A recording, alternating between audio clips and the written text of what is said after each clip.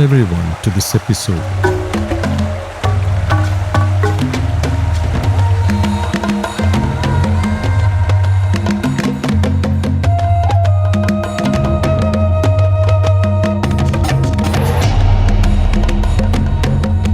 Today, as the rain is soaking us, we have reached this verdant spot to release some snakes we had rescued. This place was suggested by a few officers. Today we shall be releasing snakes that were caught about 2 weeks ago. Before that, let us introduce those motley group of about 20 snakes.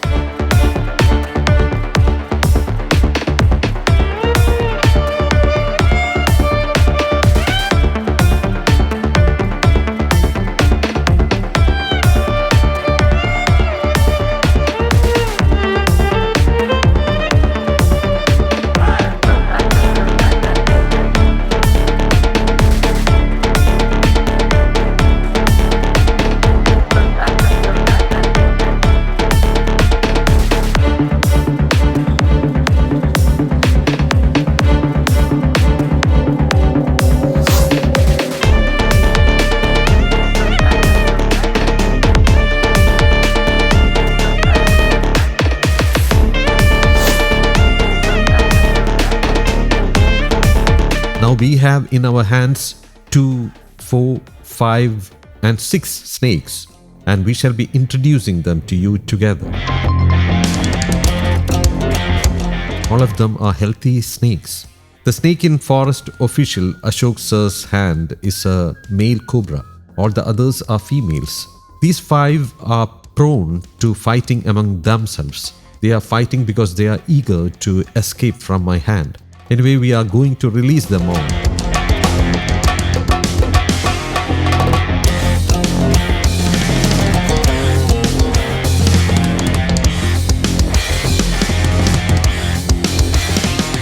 I had caught this snake from near the Karikagam temple. There wasn't much light there at that time. As my attention turned to the camera and the people around for a few moments, this snake leaped at my hand and nearly bit it. Luckily, its fangs just skimmed over my skin, failing to injure me. It has a lump on one side below its hood. It is aggressive. The other snakes have dispersed. Note that the places chosen for release are not areas with human habitation. These are places where public entry is restricted. Now we are going to release these 2 snakes as well. After that, we have to introduce some more snakes. By now, we have released around 25 snakes and they have traveled in different directions into the forest out of our sight. Now we have a few small cobras to be released. We shall introduce them to you as well. An Indian Sandboa is also there to be released. The snake in the hand of Asok Sir is the Indian Sandboa, locally known as Mannuli. In districts like Kozhikode and Malappuram, Sandboas are often beaten to death after being mistaken for Russell's vipers. It is also called a 2-headed snake. They have a stubby tail. The tail often looks like the head. This confuses predators, a form of defensive adaptation. Though it may bite, hospitalization is usually not required. This is a female Sandboa and Asok Sir has released it into the forest.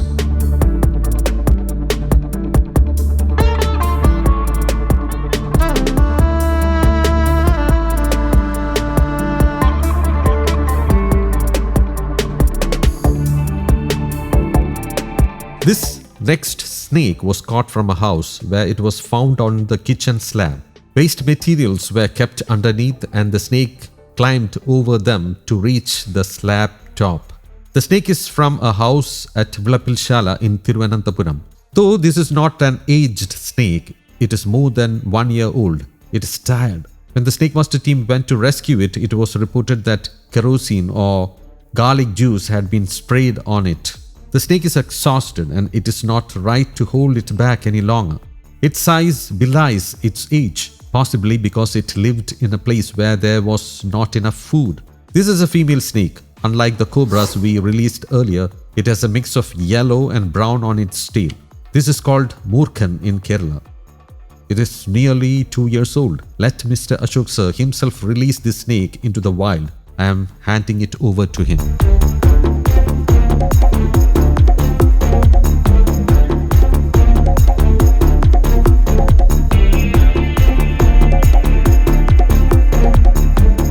Next, we are going to introduce some tiny snakes. Not many, fewer than 10. All are very active, occasionally flaring their hoods inside this plastic jar.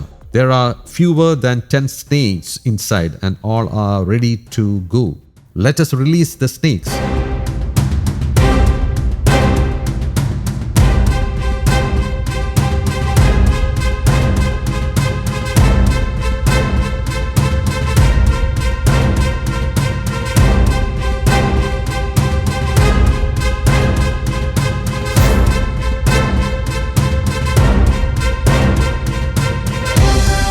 These two snakes are very aggressive and ready to strike. Both are females.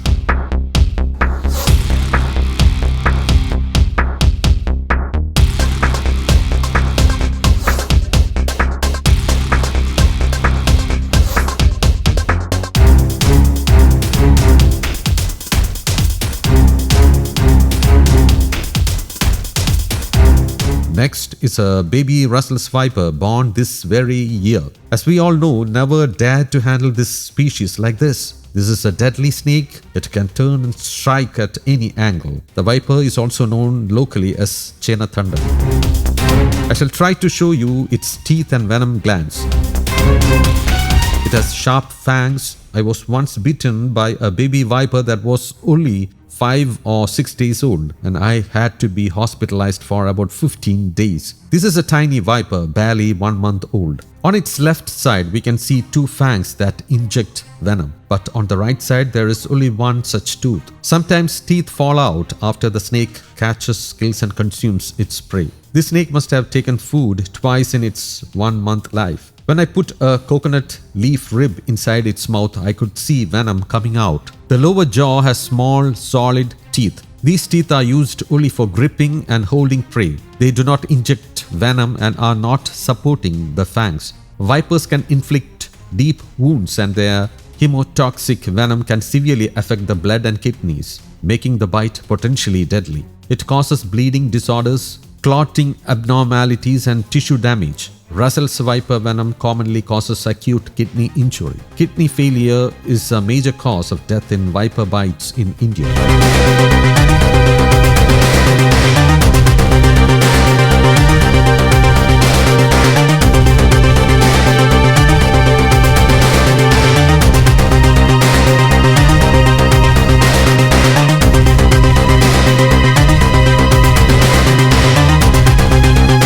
Next is a python caught by the Rani Forest Officials. Asok Sir will now release it.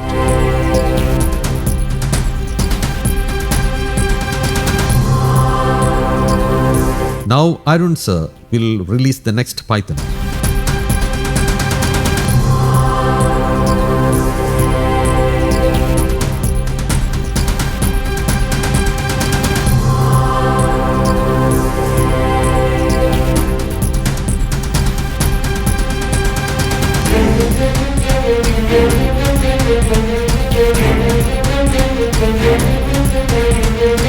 Ajay Sir will now release another python. This one is small but aggressive. It appears to be sprinting away.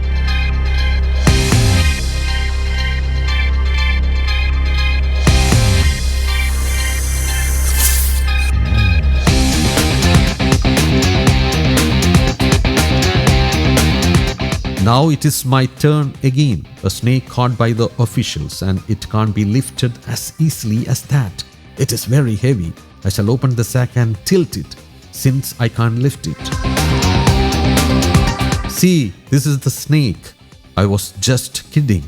It is a small snake. Its stomach is bulging, which means it has eaten something. Let me release it. The next one is a kind of gift received by the Rani Rapid Response Team. Someone bundled a snake caught in a net, put it in a sack and handed it over to the RRT. They hadn't noticed the net earlier, only now have we realized it. So first let us extract it from the net and then release it.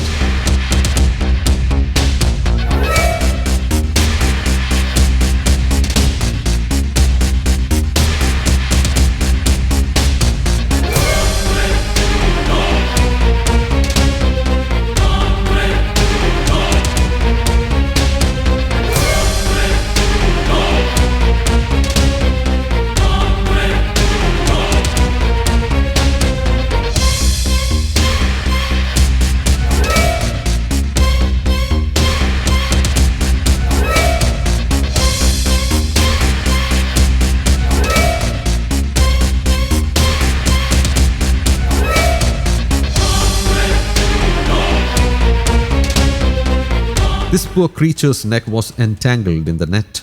We have now removed it. The net was cut away easily, and fortunately, the snake has not sustained any injury. Now they will release it.